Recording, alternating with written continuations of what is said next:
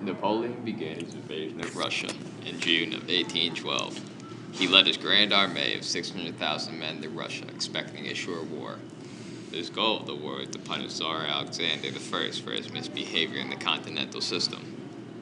The Russians knew that Napoleon was attacking with such a large army, so they used scorched earth tactics to help defeat the French.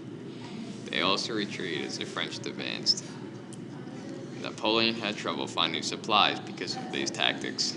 Under great stress, Napoleon wanted to confront the Russians in a major battle. He planned to end the war by doing so. However, the Russians continued their cowardly retreat further into the heart of Russia. Upon arriving in Moscow after losing 150,000 men at the hands of a blazing Russian summer, Napoleon discovered the Russian capital abandoned and set ablaze by Tsar Alexander's army. Enraged, Napoleon sent a message to the Tsar about ending the war. After 6 weeks of silence, he began his great retreat to France. During this retreat, the Grand Army received continual harassment from Russian Cossacks and also battled hunger and starvation. During the retreat, the harsh Russian winter set in quickly. In late November 1813, the Grand Army reached the Berezina River, where they encountered several problems.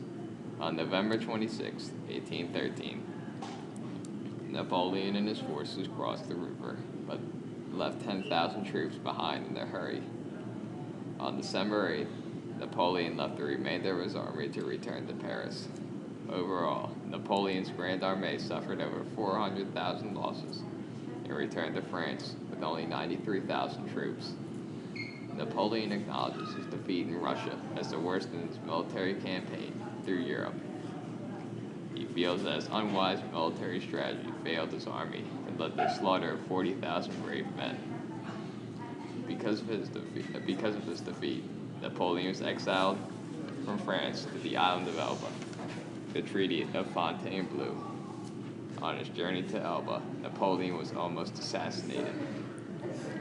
While living on Elba, Napoleon was under constant watch of French and Austrian guards, but was allowed to move freely about the island. Later, he was allowed to rule the 12,000 inhabitants of the island. During this time on Elba, he worked hard to improve everyday life. For example, he built hospitals and increased the amount of drinkable water. Napoleon escaped the island of Elba in 1815 and returned to Paris to reclaim his title as Emperor of France.